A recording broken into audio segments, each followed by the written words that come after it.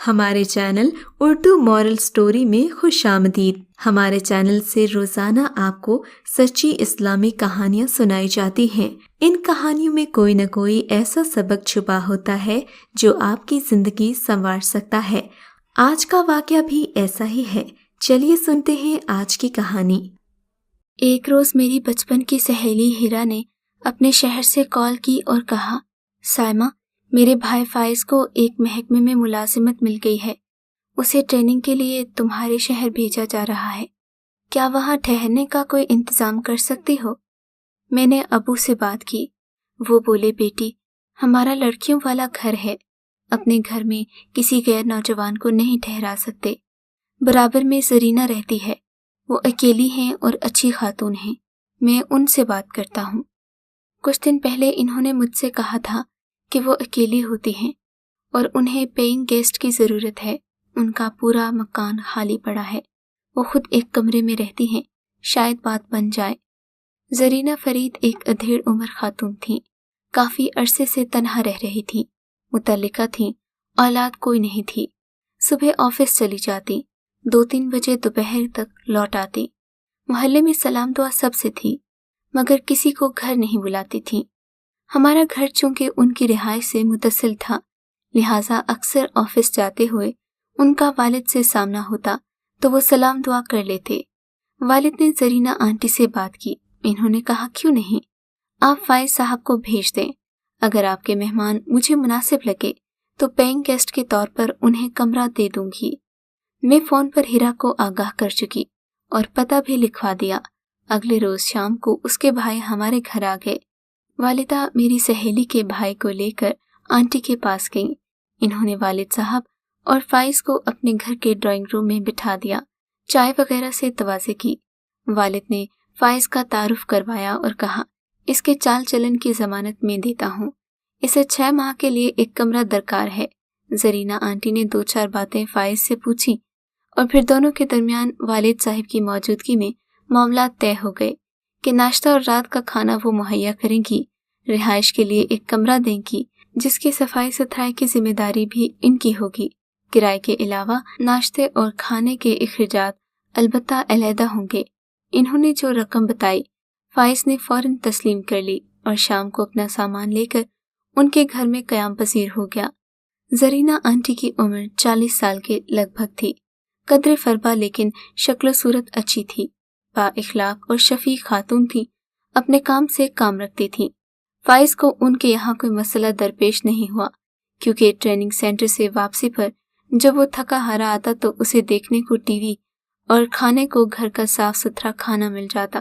Zarina aunty کے یہاں مہمانوں کی آمد نہ ہونے کے برابر تھی۔ آفس سے واپس آ کر تھوڑی دیر آرام کر کے کھانا بناتی۔ شام کو ایک ملازمہ 2 گھنٹے کے لیے آتی جو گھر کی صفائی اور برتن وغیرہ دھو کر چلی جاتی۔ وقت یوں ہی گزرتا رہا، یہاں تک کہ 5 ماہ گزر گئے۔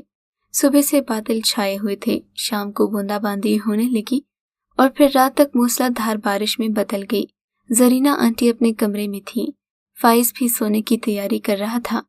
وہ بستر پر دراز ہو چکا تھا کہ اچانک اس کے کانوں میں کراہنے کی آواز سنائی دی۔ جب غور کیا تو پتہ چلا کہ زرینہ آنٹی کراہ رہی ہیں۔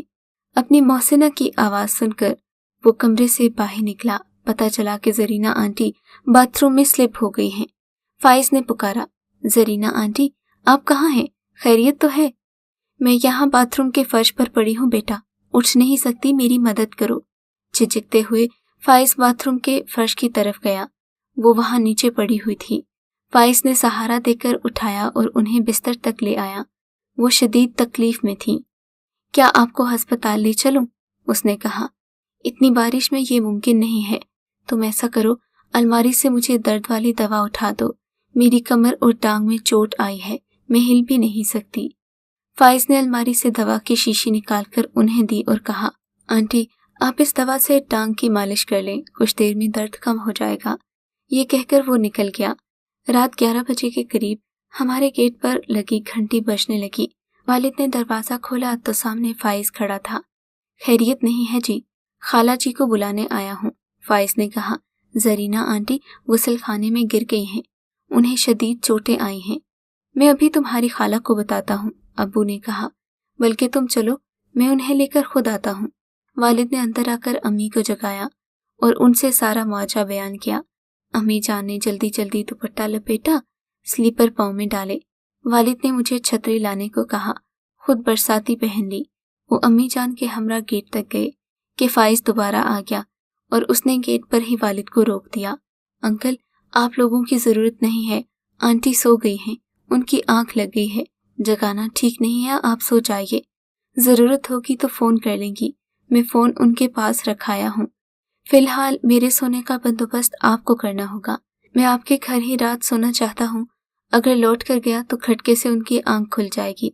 والد کی سمجھ میں نہ آیا کہ فائز کیا کہہ رہا ہے، تاہم انہوں نے اسے اندر بلا لیا۔ میرے بھائی نے اپنے کپڑے اسے دیے کیونکہ وہ کافی بھیگ چکا تھا۔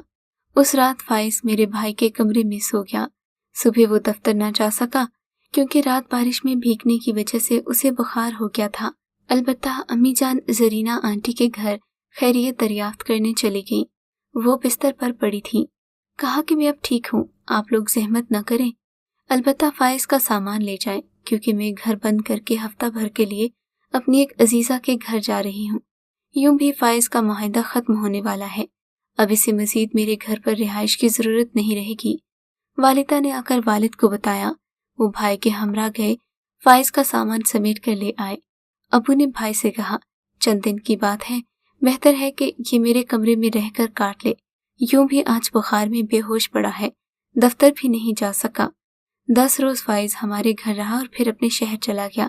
اس کی نوکری پکی ہو گئی، پھر کچھ عرصے کے بعد اس کا تبادلہ ہمارے شہر ہو گیا۔ تب ایک دن اس کے والدین آئے اور فائز کے لیے میرا رشتہ مانگا۔ امی ابو کو وہ روز اول سے پسند تھا، لہٰذا رشتہ قبول کر لیا گیا۔ میری شادی فائز سے ہو گئی۔ فائز کو شادی کے بعد سرکاری رہائش مل گئی۔ ہم اپنے گھر میں چلے گئے۔ اس دوران زرینہ آنٹی کا ذکر نہیں آیا۔ ایک دن باتوں باتوں میں ان کا ذکر چل نکلا۔ میں نے کہا وہ خاتون بہت نیک ہیں، انہوں نے آپ کو 6 ماہ اپنے گھر میں رکھا، اگر وہ آپ کو رہائش کے لیے حامی نہ بھرتی تو آپ کو کتنی مشکل ہوتی۔ ایک دن ہم دونوں ان کے گھر چلے شکریہ ادا کرنے۔ کوئی ضرورت نہیں ہے، فائز نے کہا، وہ اتنی نیک نہیں ہے جتنی نظر آتی ہیں۔ پہلے بھی ان کو میں اچھا سمجھتا تھا، اپنی محسنہ سمجھ کر عزت کرتا تھا، لیکن اس رات جب سخت بارش ہوئی تو ان کے نیک چلنے کا پول کھل گیا۔ اگر اس دن میں انہیں اکیلا چھوڑ کر تمہارے گھر نہ آتا نا تو شاید آج پچھتا رہا ہوتا۔ خدا کا شکر ہے کہ میں نے عقل سے کام لیا۔ کیا کہہ رہے ہیں آپ فائز؟ کیا اس روز وہ گری نہیں تھی؟ میں نے پوچھا۔ گری ضرور تھی، مگر اتنی چوٹ نہیں آئی تھی جس قدر انہوں نے ظاہر کیا تھا۔ جو ہی مجھے احساس ہوا کہ یہ سب ڈرامہ ہے، میں فوراً تمہارے گھر آ گیا، رات تمہارے بھائی کے پاس سو گیا۔ صبح خفگی کے باعث زرینہ آنٹی نے میرا سامان بھجوا دیا، خود گھر کو تالا لگا کر چلی گئیں۔ میرا خیال ہے کبھی کسی خاتون کے ساتھ تنہا رہائش پذیر نہیں ہونا چاہیے، کیونکہ کسی لغزش کی وجہ سے وہ گناہ کے گڑھے میں گر سکتے ہیں۔ دیکھو، شیطان ازل سے انسان کا دشمن ہے۔ اب سمجھ میں آیا کہ باوجود اصرار کے زرینہ آنٹی کیوں اصرار کے باوجود بھی میری شادی کی تقریب میں شرکت کرنے نہیں آئی تھیں۔ اگر آپ کو آج کا یہ واقعہ پسند آیا ہے تو اس ویڈیو کو لائک ضرور کیجیے اور اس طرح کے مزید قصے سننے کے لیے ہمارے چینل اردو مورل سٹوری کو سبسکرائب ضرور کیجیے۔